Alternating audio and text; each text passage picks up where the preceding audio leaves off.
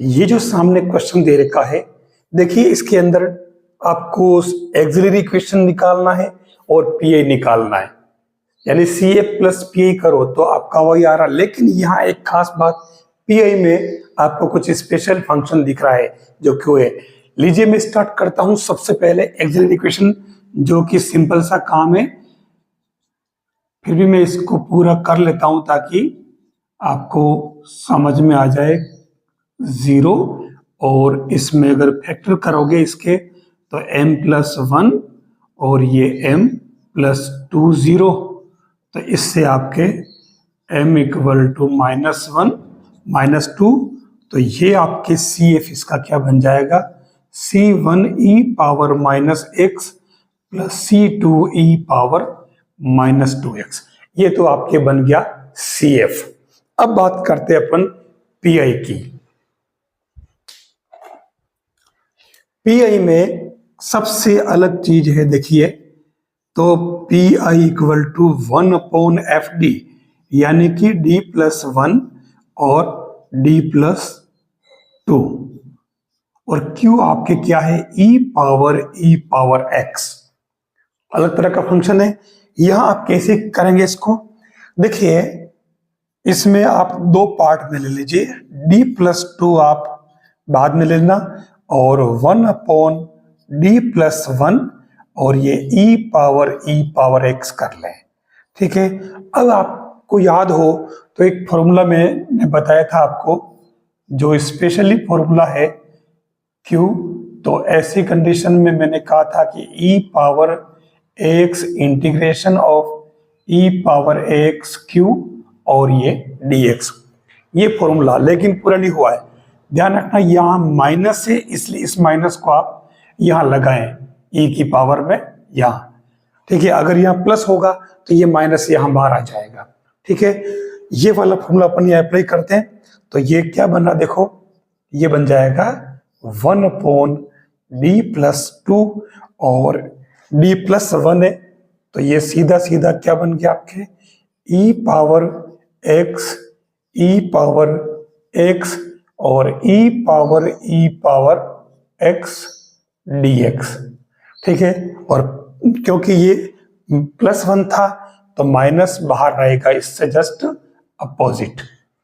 तो अब देख लीजिए, इसको आगे बढ़ा दीजिए आप, 1/d+2 और ये क्या बन गया आपके e⁻x, तो आप माइनस का तो बाहर रहने दो, और इसमें इंटीग्रेशन करना है तो आप इसमें e⁻x को डिलीट करें तो ये e⁻x dx = dt, तो उस केस में इसका इंटीग्रेशन क्या बनेगा आपके, यहां कर लेता हूं मैं, यहां ले लेता हूं, चलो e⁻x ये, और ये तो क्या बन गया आपके dt, और ये e⁻t, तो ये e⁻t बचा, जिसको आप e⁻x फिर से लिख दे, तो ये आपके e पावर बाहर आ जाएगा और ये आपके e⁻x बन जाएगा, ठीक है।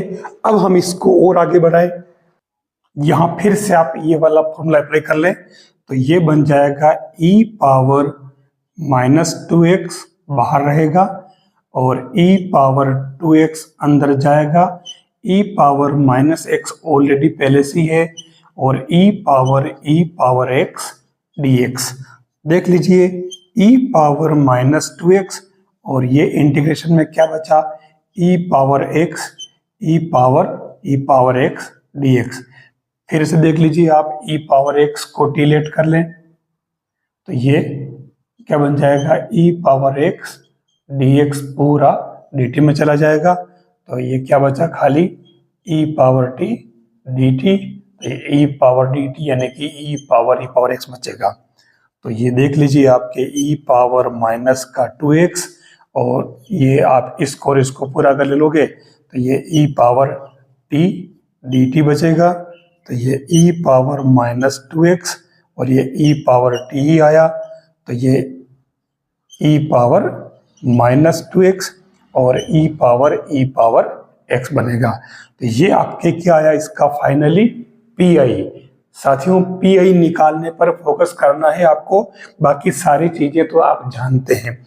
तो फाइनली जो इसका सॉल्यूशन होगा y = CF प्लस PI, तो ये y इक्वल टू क्या हो जाएगा, C1 e power minus x C2 e power minus 2x, जो सबसे पहले अपन लिखा है, और plus e power minus 2x e power x, ये इसका फाइनली आंसर बनेगा।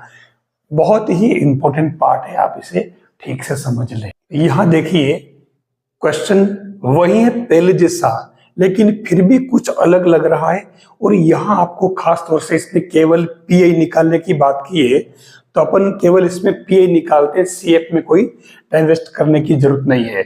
बस फर्क ये कि D4 है तो हमें इसमें बहुत थोड़ी देर लग सकती है इसके फैक्टर करने में। तो देखिए इसमें काम करें, फैक्टर की बात करें तो यहाँ पर आप अगर D इक्वल टू 1 रखें तो देखिए ये 0 बन रहा है, इसका मतलब इसका एक फैक्टर तो हो जाएगा क्या, D माइनस 1, ठीक है। और दूसरा अगर इसमें D इक्वल टू -1 पुट करें तो भी 0 हो रहा है, और इस कारण से ये वाला टर्म, तो आप देखो कि ये एक फैक्टर हो जाएगा D प्लस 1। तो कुल मिलाकर के आप ये कह सकते हैं कि D स्क्वायर माइनस 1 इसका एक फैक्टर बन जाएगा। तो अब आप इसमें D स्क्वायर माइनस 1 का इसमें भाग लगा दो, ऐसा करने से आपके ये क्या बन जाएगा, क्योंकि भाग लगाना आपको आता है तो मैं इसमें टाइम वेस्ट नहीं करूंगा, ये बनेगा D स्क्वायर प्लस D और प्लस 2, और इधर ये D square minus 1 e power x बन जाएगा, ठीक है। अब देखो मैंने भाग नहीं लगाया, डिवाइड करना आपको आता है, ठीक है। अब अपन इसमें उसको सोल्व कर लेते हैं जो पुराने मेथड है उसी से। तो देखिए D, चलो एक बार इसके और फैक्टर कर लो 2, और इसके बन जाएंगे D प्लस 1 और D माइनस 1, ये आपके e पावर x, ठीक है। अब अपन D की वैल्यू इसके अंदर पुट कर लेते हैं, मतलब A की वैल्यू यहाँ पर A1 है, तो देख लीजिए 1 अपॉन यहाँ 1 प्लस 1 प्लस 2, यहाँ पर भी 1 प्लस 1 और D माइनस 1, तो अपन क्या लगाएंगे, वही x r factorial r e power ax वाला, क्योंकि इसमें 0 हो रहा, D की जगह 1 पुट नहीं कर सकते हैं, तो ये x r यानी कि 1 factorial r1 e power x। देख लीजिए कितना आ रहा है, ये 2 2 4 2 8, 1 upon 8 x e power x, इसका PI आ जाएगा। ये इसका तरीका रहेगा। देखिए बिल्कुल इजी काम है और कोई भारी इसमें नहीं बात पूछी है, सिंपल वे में इस क्वेश्चन को अपन कर सकते हैं, ये भी एक अच्छा क्वेश्चन है। नेक्स्ट इस क्वेश्चन को देखिए आप, D स्क्वायर प्लस 4y और 5 पावर x दे रखा है आगे q की जगह। अब इसने देखिए ये a पावर x पैटर्न दे दिया है, तो आप इसे कैसे सॉल्व करोगे, PI के लिए खास बात आती है। तो मैं पहले इसमें CF का काम कर लेता हूं। तो ये आपके देखो AE क्या बनेगा, ये बनेगा m स्क्वायर, जो कि आप जानते हो, इसमें कोई विशेष बात नहीं।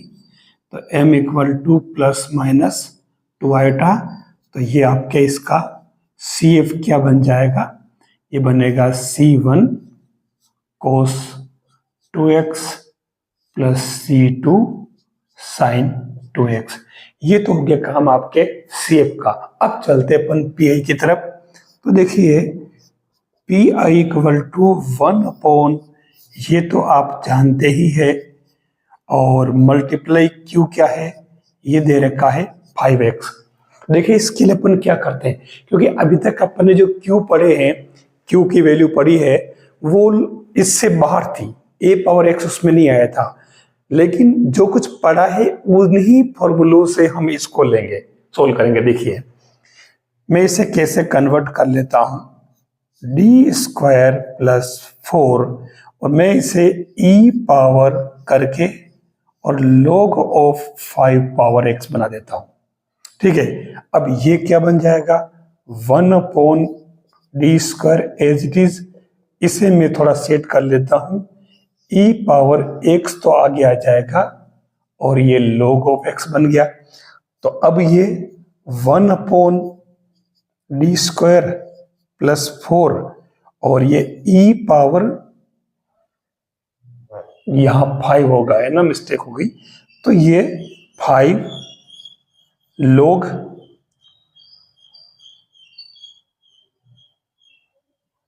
फिर यहां मिस्टेक x log 5।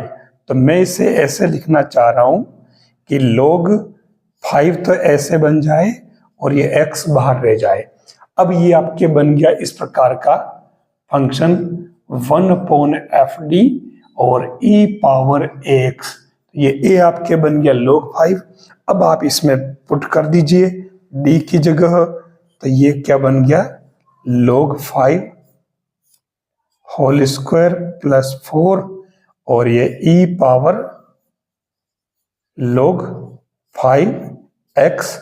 तो फाइनली इसे आप वापस सही कर दीजिए क्योंकि हमारा काम हो गया है। log 5 होल स्क्वायर प्लस 4 और ये 5 पावर x बन जाएगा। ये पी आ चुका है, इसका कोई भारी काम नहीं था।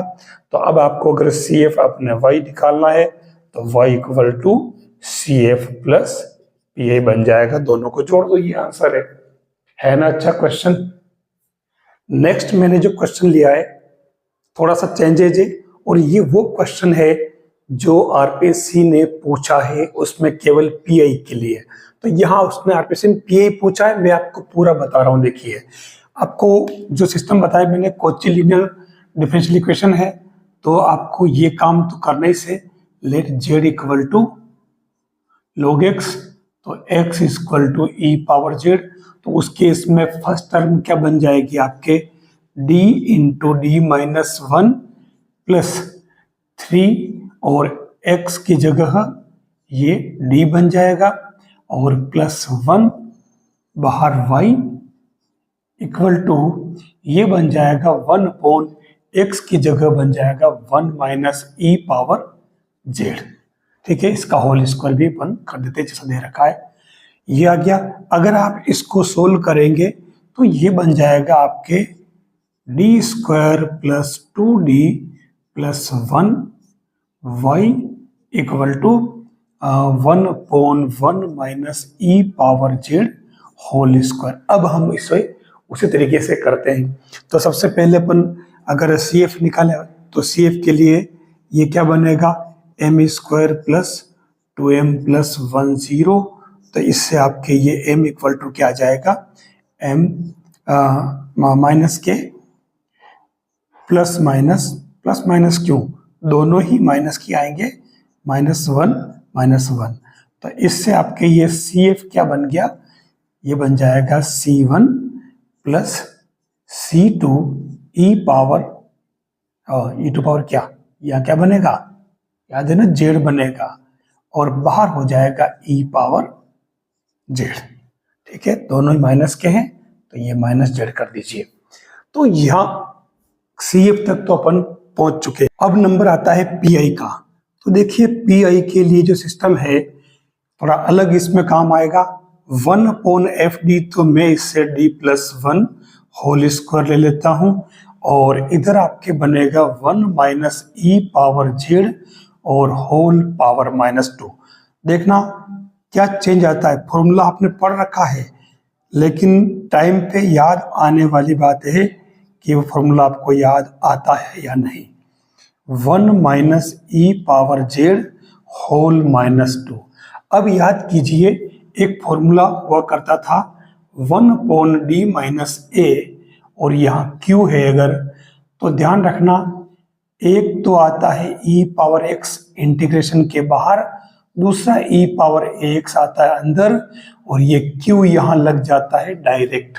लेकिन अभी इसमें ध्यान रखना पड़ेगा, यहाँ माइनस है तो अंदर माइनस लेना पड़ेगा, बाहर प्लस रहेगा, और अगर यहाँ प्लस है तो ये माइनस प्लस आगे पीछे शिफ्ट हो जाएंगे। ये फॉर्मूला हम यहाँ अप्लाई कर रहे हैं।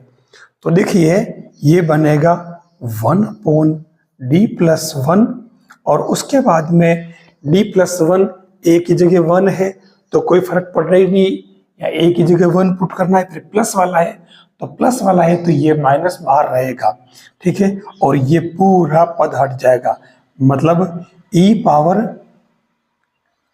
प्लस वाला है तो ये माइनस बाहर आ जाएगा, तो ये माइनस का जेड और integration E power Z 1 minus E power Z whole power -2, ठीक है। डिजिट कर लें। अब यहां इसका इंटीग्रेशन करना तो सीधी सी बात है, आप 1 माइनस ई पावर जेड को डिलीट करें तो ये क्या बन जाएगा, माइनस का E power Z D Z equal to D T. तो ये आपके integration of E power Z D Z तो चला गया इसमें आपके किसमें, डी टी में, और अंदर क्या बचा आपके, ये बचा only T power -2 D T, ठीक है। तो इसका इंटीग्रेशन क्या हो जाएगा, 1/t और प्लस बन जाएगा, तो 1/t बना तो ये आपके क्या बन जाएगा, 1 माइनस ई पावर जेड और -1, ठीक है। तो मैं यहाँ पुट कर लेता हूँ d+1 और ये ई पावर -जेड तो बाहर है और ये टर्म चली गई, यानी इस पूरे की वैल्यू आपकी क्या आ गई, 1 minus E power Z -1 D Z. अब हम यही काम क्या करेंगे, इसको हम एक बार फिर से यूज कर लेते हैं इसी में, ठीक है। तो फिर से यूज करेंगे तो क्या बनेगा, ये यही कर लेता हूं मैं, ये वाला सेम पैटर्न जो है एक बार फिर से यूज कर लेते हैं। तो ये बनेगा ई पावर माइनस बाहर रहेगा -Z integration of E power plus का जेड, और ये ई पावर -जेड आपके पहले से है 1 minus E power Z -1 D Z, ठीक है।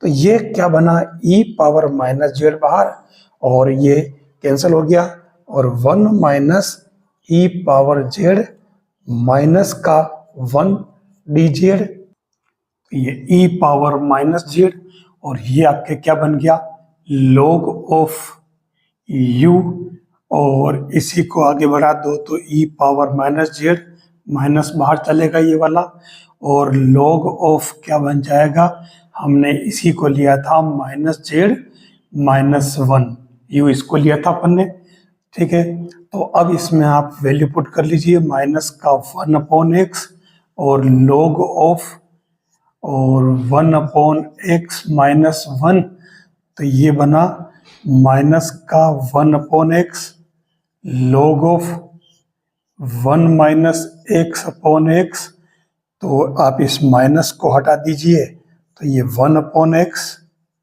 log of x/1 minus x आ रहा है। अब आप इन दोनों को प्लस कर लीजिए CF और PI को, ठीक है।